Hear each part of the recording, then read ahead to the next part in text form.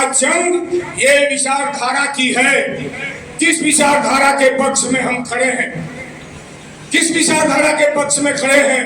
बुद्ध से जो लड़ाई शुरू हुई, ब्राह्मणवादी मनुवादी ताकतों ने इसी देश में, दुनिया के तमाम देशों में बौद्ध धर्म बौद्ध दर्शन कायम है, लेकिन अपनी ही भारत भूमि पे बुद्ध के विचार और दर्शन को समाप्त कर दिया गया। हत्याएं की गई, नरसंहार किए गए और ब्राह्मणवादी मनुवादी ताकतें हावी हो गई। बदहवास मोदी और उनके सहयोगी वो क्या बोल रहे हैं उनको खुद ही पता नहीं। संविधान रहेगा कि नहीं, लोकतंत्र रहेगा कि नहीं, हमारे अधिकार रहेंगे कि नहीं, इस देश की मेहनत का स्वभाव जिसमें हम भी सामाजिक हैसियत से शामिल है, हम खुशहाली से इस मुल्क में रहेंगे कि नहीं, इसका फैसला होने वाला है। हाल में लोकसभा चुनाव के दौर में हो रही सभा के मंच पे आसीन हम लोगों के इस गाजीपुर के प्रत्याशी भाई अफजाल अंसारी जी, मंच पे मौजूद इस क्षेत्र के लगातार विधायक, वर्तमान विधायक, पूर्व मंत्री, सांसद बड़े भाई ओम प्रकाश जी, मंच पे मौजूद उमाशंकर कुशवाहा जी जो पूर्व विधायक रहे हैं, इस सभा की बैठक की अध्यक्षता कर रहे कर्नल जयराम सिंह जी, मंच पे बैठे तमाम हमारे वरिष्ठ साथीगण और इस हाल में मौजूद मैं देख रहा हूं जमानिया क्षेत्र के विधानसभा क्षेत्र के विभिन्न गांवों से आए हुए कुशवाहा समाज के अगुआ साथियों और समाजवादी पार्टी, भाकपा माले, जन अधिकार पार्टी से जुड़े हुए तमाम हमारे अगुआ साथियों, बहुत ढेर सारी बातें हुई हैं और लगातार ये बातें हो रही हैं। जितनी बड़ी चुनौती आज देश में है, आरएसएस और भाजपा की सरकार ने जितना बड़ा संकट पैदा किया है, खुशी की बात यह है कि इसका मुकाबला करने के लिए भी उतना बड़ा महाज, उतना बड़ा मोर्चा आज की तारीख में देश में दिख रहा है। और इसीलिए ये चुनाव जो हो रहा है किसी की लहर नहीं है।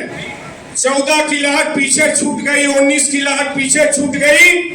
ये चुनाव जो विपक्षी गठबंधन है इंडिया का, ये जो मुद्दे उछाल रहा है उसके मुद्दों पे चुनाव हो रहा है।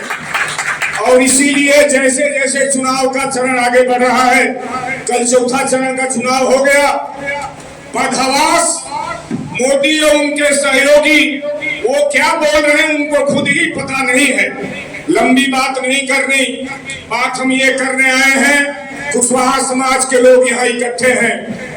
ये लड़ाई, ये युद्ध, ये चुनाव नहीं है, युद्ध है।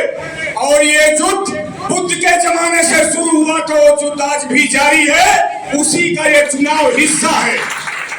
संविधान रहेगा कि नहीं, लोकतंत्र रहेगा कि नहीं, हमारे अधिकार रहेंगे कि नहीं, इस देश की मेहनत का स्वभाव जिसमें हम भी सामाजिक हैसियत से शामिल है, हम खुशहाली से इस मुल्क में रहेंगे कि नहीं, इसका फैसला होने वाला है।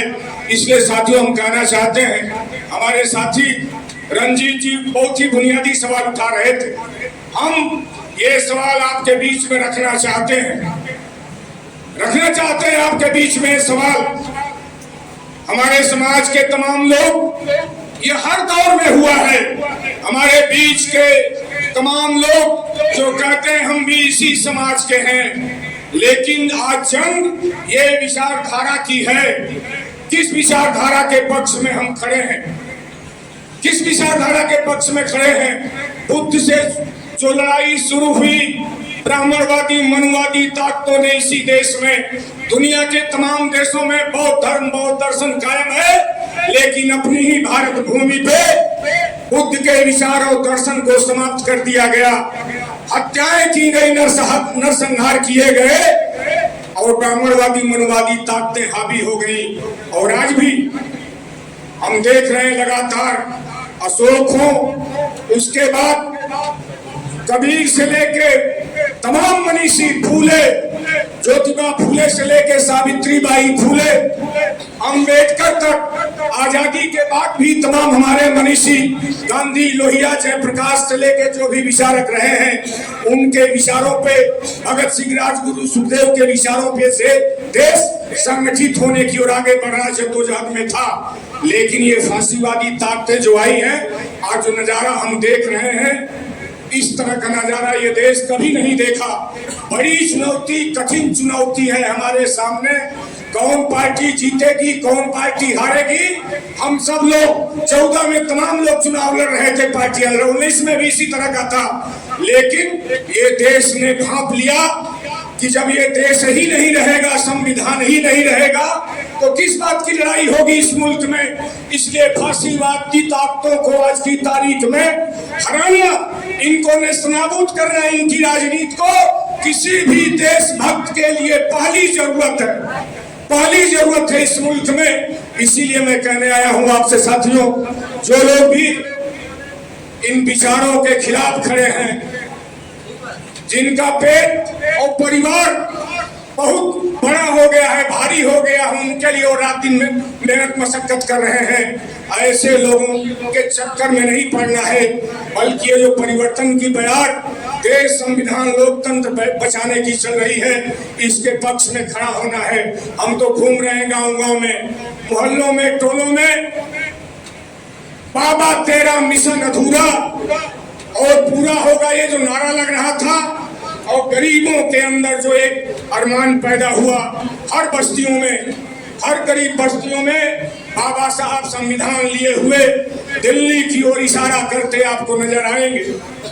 हर गरीब बस्तियों का नौजवान ये समझा है कि बाबा साहब के संविधान की रक्षा करने से ही हमको इंसानियत का दर्जा मिला है इस मुल्क में। नहीं तो 50 के पहले, 47 के पहले हम कहाँ थे? हजारों साल की वर्ण व्यवस्था, हजारों साल की बथुआ मजदूरी, हजारों साल पढ़ने लिखने सब कुछ से वंचित किया गया और पशु की तरह खूंटों से बांध के रखा गया था बड़े समाज को। आज उनके ऊपर हमला है। भरोसा बनता है जब बस्तियों में जाने पे बाबा साहब संविधान लिए दिल्ली की ओर इशारा करते नजर आते हैं, तब ये समझ में आता है कि संविधान को किसी भी ताकत में दम नहीं है कि खत्म कर सकती है, क्योंकि बाबा साहब के विचार दलितों, गरीबों के दिल में समाये हुए हैं, बैठे हुए लोग आगे बढ़ के मोर्चा लेने के लिए तैयार हैं। तो इसलिए साथियों, अपनी बात समाप्त करते हुए, आज जो ये लड़ाई है, बड़ी लड़ाई बन चुकी है देश में, और चुनाव जैसे जैसे आगे बढ़ रहा है, ये बात स्पष्ट हो रही है, ये बात स्पष्ट हो रही है कि 4 जून के बाद ये जाने वाले हैं, इनकी विदाई होने वाली है। इस विदाई को गाजीपुर में, और कैसे बड़ी विदाई, जो लोग कहते हैं मार्जिन, इतने मार्जिन से जीते हैं लोग।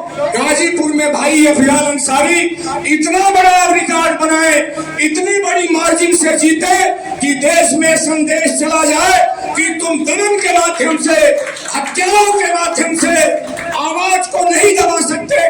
गाजीपुर जिले की ये संदेश हमको आपको मिल के देना है। और जो भी इस तरह की ताकतें गांव-गांव में दुष्प्रचार करने में लगी हैं, भारतीय जनता पार्टी और आरएसएस के पक्ष में, उनके खिलाफ थोड़ा अपनी आवाज को और बुलंद करते हुए इसको और मजबूती से ले जाना है, और ऐसी ताकतों को, ऐसी आवाजों को गांव के कोनों में ठेल देना है। ये कार्यभार हमारे लिए, हमारे कंधों पे बाकी है।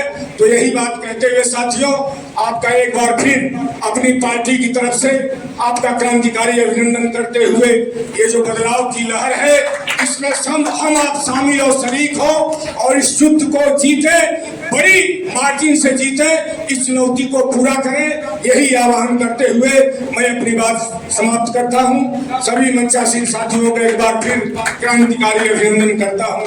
बहुत बहुत धन्यवाद। इनकलाब जिंदाबाद। जय भीम, लाल सलाम।